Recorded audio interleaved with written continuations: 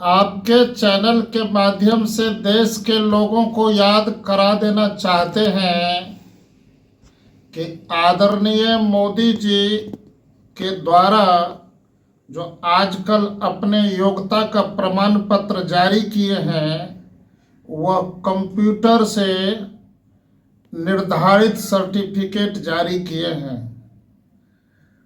आदरणीय मोदी जी का जन्म 1950 ईस्वी में है। उनकी पढ़ाई लिखाई 25 वर्ष तक खत्म हो गई होगी, अर्थात 70-75 ईस्वी तक उनकी पढ़ाई लिखाई खत्म हो गई होगी।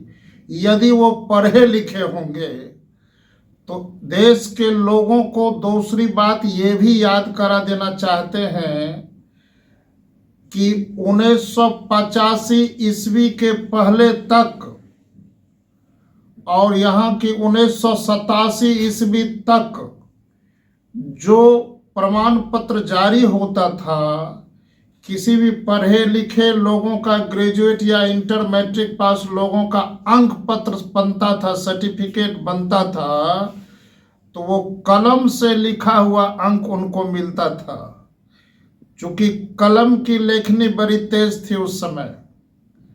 और 1992 में जब राजीव गांधी आए तो भारत में कंप्यूटर लाने के लिए बहुत सारा तरकीब लगाए।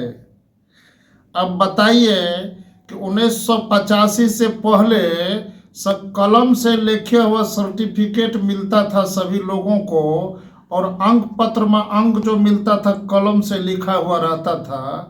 तो ये हमारे नरेंद्र मोदी साहब, आदरणीय प्रधानमंत्री जी, जो अपनी योग्यता माना देश को जारी किए हैं योग्यता प्रमाण पत्र, वह कंप्यूटर से लिखा हुआ प्रमाण पत्र जारी है। काहे ला धूल झोंक रहे हैं हे मोदी जी? देश को धूल झोंकने से क्या फर्क पड़ेगा? देश के लोगों को यह भी पता भी नहीं है कि आप पूरे देश में ये हल्ला किए थे कि बचपन में हम चाय रेलवे स्टेशन पर चाय बेच रहे थे।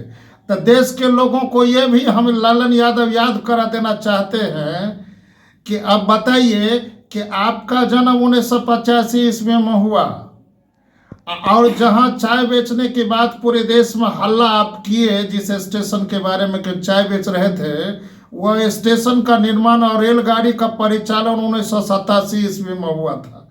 तो हे मोदी जी, अब बताइए कि आप 50 में जन्म लिए और 1987 में वो रेलगाड़ी का परिचालन उस रेलवे स्टेशन पर जारी हुआ। अब बताइए कि फर्क है कितना, 45 वर्ष का पार हो गया। तो आप काहे इस देश को झूठ बोले थे कि बचपन अवस्था में चाय बेचे थे? अरे गली गली में शोर है, नरेंद्र मोदी साहब झूठ बोलने में बेजोर है। देश बर्बाद हुआ है झूठे वादे करने वाले नेता।